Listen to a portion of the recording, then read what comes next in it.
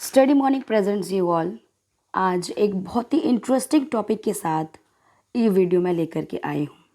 हम सब लोग अपने वैदिक कल्चर के बारे में जानना चाहते हैं, ठीक है। और आज मैं इस वीडियो में हमारे वैदिक कल्चर के लाइफ के बारे में कुछ ऐसे बहुत ही ब्यूटीफुल से कुछ हमारे कल्चर के बारे में मैं आप लोगों को इस कल्चर को फिर से रिवाइव करना चाहूँगी, ठीक है। तो वो है आश्रमा। अब आप आश्रमा को आज के प्रेजेंट डे के लाइफ के साथ मत जोड़िए।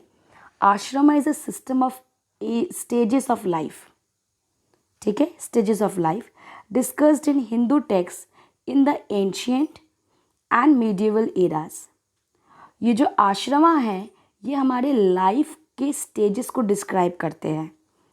हमारे हिंदू रिलीजन में जो है लाइफ को एक ही ले में नहीं, लाइफ को जो है एक ही लाइन में बिल्कुल भी सरवाइव नहीं किया गया है, बल्कि इसको डिवाइड किया गया है और बहुत ही खूबसूरत तरीके से और बहुत ही आइडियोलॉजिक तरीके से इसको डिवाइड किया गया है। आइए सुनते हैं। सबसे पहले आपको पता होना चाहिए कि लाइफ को जो है 4 हिस्सों में 4 आश्रमास में डिवाइड किया गया है। द फर्स्ट है, you can see in the picture also, ब्रह्मचार्य। Second है गृहस्था। थर्ड है वनप्रस्था एंड फोर्थ है लास्ट स्टेज संन्यासा। हर एक स्टेज का अपना अपना एक इम्पोर्टेंस है और लाइफ को 4 हिस्सों में डिवाइड करने के पीछे का रीज़न या उद्देश्य बहुत बड़ा है, ठीक है। जैसे आजकल हम अपने नाउअडेज अपने लाइफ को जो है हम एक ही ले में जो है जिए जा रहे हैं, बट यहाँ पर जो हम अपने वैदिक कल्चर की बात कर रहे हैं, नॉट ओनली वैदिक, जो हमारे एंशियन एंड मीडिएवल एराज में जो है हमें हमारे लाइफ को 4 आश्रमास की तरह जीना चाहिए। तो आज जो हम जिस पे बात कर रहे हैं वो है ब्रह्मचार्य यानी कि स्टूडेंट लाइफ, जो आज भी कॉमन है। सेकेंड है गृहस्था यानी कि हाउस होल्डर। थर्ड है वनप्रस्था यानी कि जब आप जंगल के लिए प्रस्थान कर जाएंगे। And the fourth last stage of your life is sannyasa, ठीक है, रिनंसिएट। अब ये जो 4 जो हमारे लाइफ को 4 स्टेजेस में डिवाइड किया गया है हिंदू टेक्स्ट के अकॉर्डिंग, इसके पीछे का रीज़न क्या है, ठीक है। रीज़न समझिए तभी समझ में आएगा। द कॉन्सेप्ट ऑफ पुरुषत्ता यानी कि 4 proper aim of life in Hindu philosophy. क्या 4 चीज़ें हैं?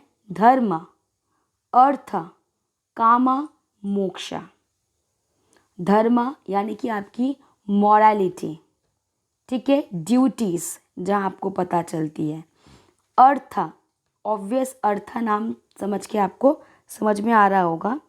अर्थ के 2 मतलब हैं, एक तो है वेल्थ यानी कि पैसा, और सेकंड है मीन्स ऑफ लाइफ, जिसे कहते हैं ना या आप जो है ना अर्था को यहाँ पे हेल्थ भी बताया गया है। Wealth, means of life and health. Kama यानी कि relationship, emotions. Moksha, freedom, self realisation, liberation, ठीक है। तो ये जो 4 बेसिक एम्स हैं हिंदू फिलॉसफी में, फिर से दोहरा देती हूँ। 4 स्तंभ, धर्म, अर्थ, काम, मोक्ष। इनको पाने के लिए ही हमारी लाइफ जो है इन 4 स्टेजेस में डिवाइड किया गया है। बहुत ही ऐसा नहीं कि किसी ने कुछ लिखा और उस पर जो है फॉलो कर दे, नहीं। जिस भी गुरु ने इस चीज़ को अपने लाइफ को इस फिलॉसफी की नज़र से देखा है उसने काफ़ी अच्छा स्टडी किया होगा। तो आज जिसके बारे में हम बात करेंगे वो है ब्रह्मचार्य। इस वीडियो में सिर्फ और सिर्फ हम ब्रह्मचार्य की बात करेंगे। मैं एक सीरीज़ ऑफ वीडियोस लाऊंगी इसी टॉपिक के ऊपर, फिर देन हम गृहस्था, वनप्रस्था और संन्यासा के बारे में बात करेंगे, ताकि कि वीडियो जो है लंबा ना खिंच जाए। तो पहले हम ब्रह्मचार्य के बारे में बात कर रहे हैं। Represented the bachelor student stage of life. This stage focuses on education and included the practice of celibacy. Brahmacharya का पालन करना है और आपको ज्ञान अर्जित करना है। कहाँ से? Gurukul. The student went to a gurukul, ठीक है, and would live with a guru. एक मेंटोर के साथ ही आपको रहना पड़ेगा। Acquiring knowledge in science, philosophy, scriptures and logic. आपको इसके साथ साथ self discipline, working to earn dakshina, इस तरीके से आपको सेल्फ डिसिप्लिन भी समझाया जाएगा। Learning to live a life of dharma, ठीक है, मॉरल एंड ड्यूटीज़।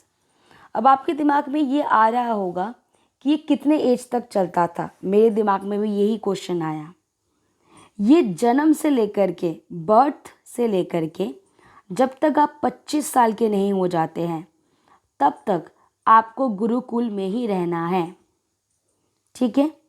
अब आपके जो पिता है आपको गुरुकुल में कभी भी भेजें, एंशियंट टाइम की बात कर रही हूँ, पर जन्म के बाद से भी वो आपको बाल्यावस्था से 25 साल तक आपको गुरुकुल में ही रहना है। आपको सेलिबेसी मेंटेन करना है, ब्रह्मचार्य सेलिबेसी आपको मेंटेन करना है। और आपको ये जो ब्रह्मचार्य का जो स्टेज है, ये पहला स्टेज है जहाँ पर कि आपको ये पहले स्टेज में आपको ज्ञान एक्वायरिंग बोला गया है कि आपको एजुकेशन लेना है। और वो भी क्या, ऐसा नहीं कि ज्ञान आप खुद ब खुद अर्जित कर रहे हैं, नहीं। आजकल तो हमारे पास ज्ञान अर्जित करने के बहुत सारे सोशल प्लेटफॉर्म्स हैं, पर वो लोग कैसे कैसे ज्ञान अर्जित करते थे? गुरु से, मेंटोर से। आज के लैंग्वेज में अगर हम बात करें, मेंटोर। आपने देखा होगा कि अगर आपने रामायण पढ़ा है तो उसमें भी जो है राम जी के गुरु थे। फिर आपने अगर कृष्ण के बारे में पढ़ा है तो कृष्ण के भी गुरु थे, ठीक है। एक ब्रह्मचार्य का, इवन हमारे पांडव के भी गुरु द्रोणाचार्य। तो ये जो ब्रह्मचार्य हैं ये बहुत ही इम्पोर्टेंट बहुत ही इम्पोर्टेंट लाइफ का पार्ट है, जहाँ पर कि आपको अपने लाइफ की शुरुआत कर रहे हैं आप, वहाँ पे आपको नॉलेज के बिना आप कभी भी एक गुड स्टार्टिंग कर ही नहीं सकते, ठीक है। तो अगर आपको अपने लाइफ का एक बहुत ही उत्तम अगर आपको शुरुआत करनी है तो वो शुरुआत कहाँ से हो रही है? गुरुकुल से। गुरु के अंडर, मतलब चाहे वो राजा का बेटा हो, चाहे वो कोई भी हो, ठीक है, उसे गुरुकुल में भेजना ही है। जैसे हमारे लिए हमारा स्कूल है, पर यहाँ पे आज के लाइफ में फ़र्क क्या आ जाता है कि हम स्कूल कुछ घंटे के लिए जाते हैं, फिर हम घर पे फिर से रिटर्न आ जाते हैं। पर वहाँ पे गुरुकुल का मतलब है कि गुरु के साथ ही आपको रहना है। अ काइंड ऑफ बोर्डिंग कह सकते हैं, ठीक है, जहाँ पर कि आपको गुरु के साथ, अपने मेंटोर के साथ ही आपको रहना है। आपको नॉलेज गेन करना है, आपको सेल्फ डिसिप्लिन होना है, आपको सीखना है कि कैसे आपको जो है दक्षिणा वगैरह किस तरीके से आपको अर्न करनी चाहिए। और आपको ये नहीं कि दक्षिणा जो भी आपको मिल रही है आप अपने खुद रखेंगे, नहीं, और आपको वो गुरु के हाथ में दे देना है। गुरु आपको जो भी बोले उसको आपको अपना धर्म समझ करके फॉलो करना चाहिए। और वहाँ के गुरु भी महाज्ञानी गुरु थे। ऐसे नहीं कि आजकल के जैसे हम देखते हैं कि जिनमें स्कैम्स नज़र आते हैं, नहीं। मेंटोर मतलब मेंटोर।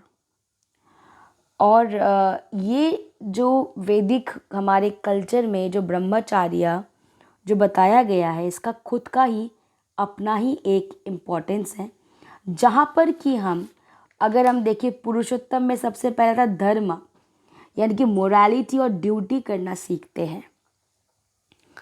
तो इसके बाद नेक्स्ट वीडियो में हम बात करेंगे सेकंड हमारा जो वैदिक कल्चर में बताया गया है गृहस्थ के बारे में।